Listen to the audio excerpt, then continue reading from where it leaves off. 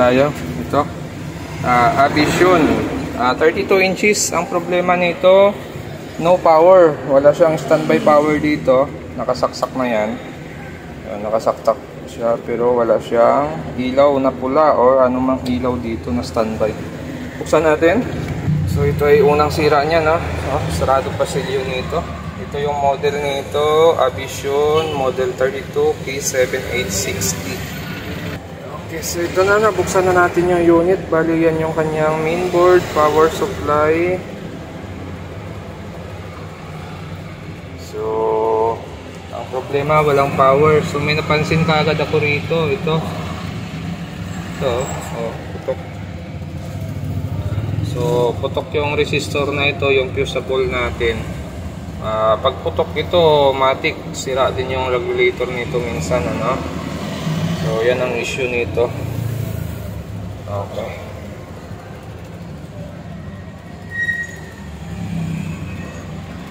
So pag ganitong issue, mas maigi dito ipo-4 wires or i-convert na sa ibang power supply. Pwede din i-repair, kaya lang minsan medyo mahirap din siya i-repair dahil pagdating sa pyesa hindi natin makuha yung ibang value. So ito ang problema sa mga LED TV. Pag power supply problem, mas mabilis pag i-convert na lang sa 4 wires. Basta buo itong primary natin. Mula dito, bubuhayin natin yung supply papunta dito sa diode. Hanggang dito sa kapasitor, dapat buhay yung supply dito. Pagdating dito, kahit wala na tayong supply na papagbuhin dyan, ang mahalaga hanggang filter ay buhay yung supply natin. Okay, tapos yung secondary natin, check na lang natin kung mayroong short sa secondary.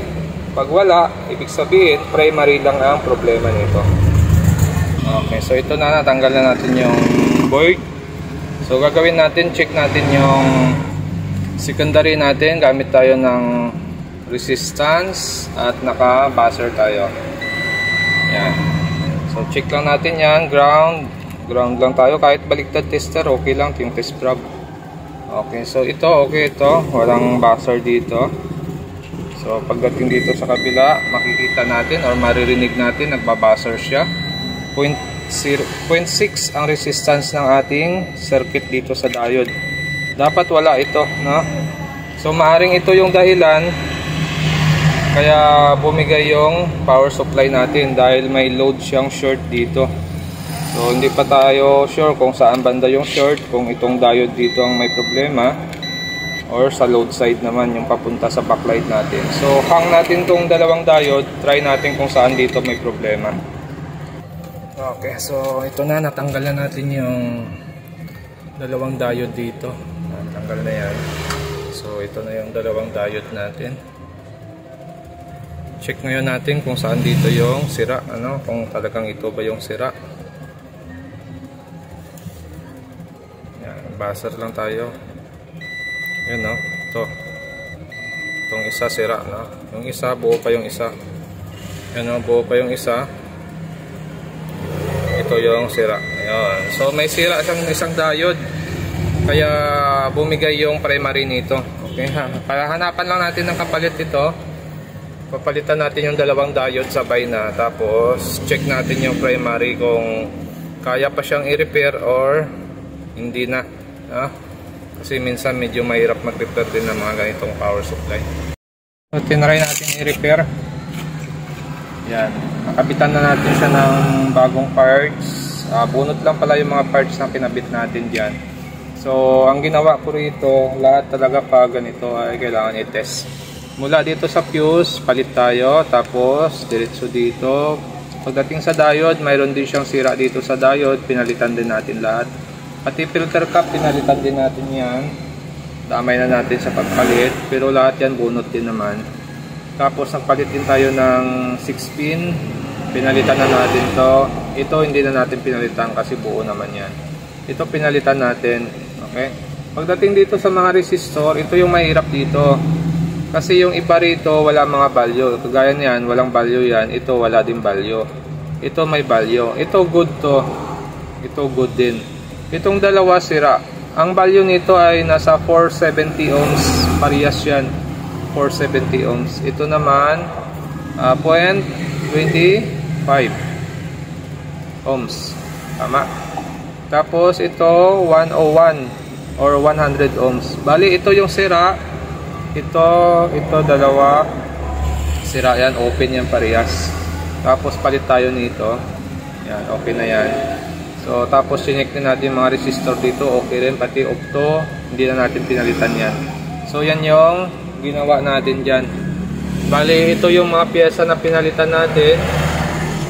Filter cap, itong fuse, itong resistor, itong 6 pin, saka yung diode, saka yung malaking diode dito sa secondary.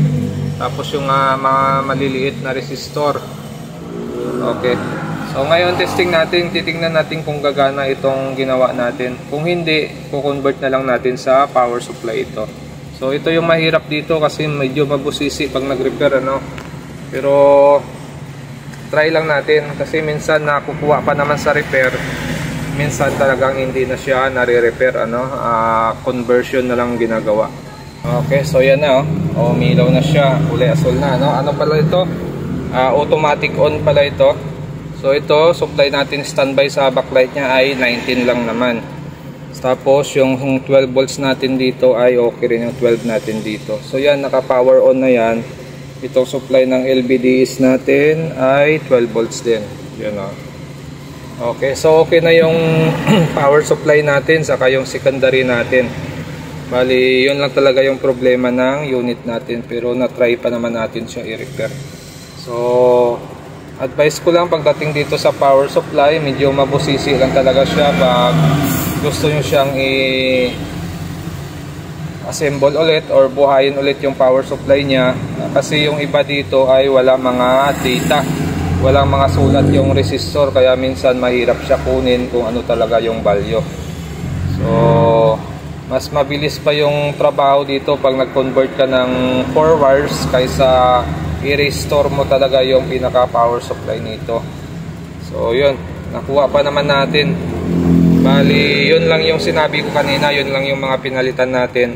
Tapos nag-okay na yung board natin. Okay, so sasalpak lang natin siya dito tapos testing natin.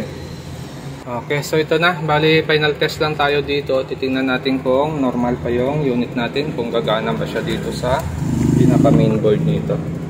Okay, so yan na. May power red na siya doon. Antay na lang natin mag power on siya kasi automatic. Yun, no? Yun lang.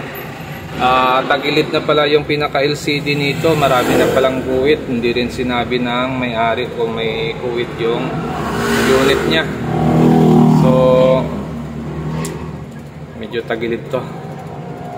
Try na lang natin, kausapin natin may-ari nito kung itutuloy pa o hindi na. So sayang ang oras natin sa pag-assemble ng power supply nito kasi may tama pala yung panel nito. Yun, protect na yung panel niya. Shutdown yung panel niya. Okay, sayang. Okay, so yan siya. So, napagana pa naman natin yung mainboard. Ang problema, yung panel niya may tama na, may mga guhit na yung pinaka LCD nito. So negative na ito. Tanong na lang natin yung may-ari nito kung payag ba siyang papalitan ng salamin or okay lang sa kanya na ganito. Ito siguro nagagamit pa naman nila kahit may lines ito. Napagtsatsagaan pa siguro nila ito. So kaya pinagawa pa. Pero kausapin na lang natin. So pag ganitong problema, medyo hindi talaga maiwasan kasi hindi naman natin alam na talagang buo pa yung salamin nito bago natin gawin yung mainboard niya. So try lang natin ito. Okay, so hanggang dito na lang yung video natin. At kung bago lang kayo sa aking channel, huwag kalimutan mag-subscribe. At sa mga nakapag-subscribe na, maraming salamat sa suporta nyo sa channel natin. So bali yan lang yung pinalitan natin pyesa. Ngayon naging okay na yung unit natin. Abis yun. Tap natin yung may-ari. So payag siyang palitan ng panel kaya ginawa natin, sinet-up na natin siya. Yan, pinalitan na natin to ng panel. Ayos na yung glass natin. Okay na, wala nang guhit. Normal na yung picture natin. So yan yung panel niya. Yan Yan yung LCD na pinalitan natin, tapos ito naman yung sa atin. Yan. Okay, so yan, no? Ayos na yung screen niya, wala nang damage, wala nang lines. Okay, so buti pumayag, hindi na sayang yung gawa natin sa mainboard niya or sa power supply niya. Okay.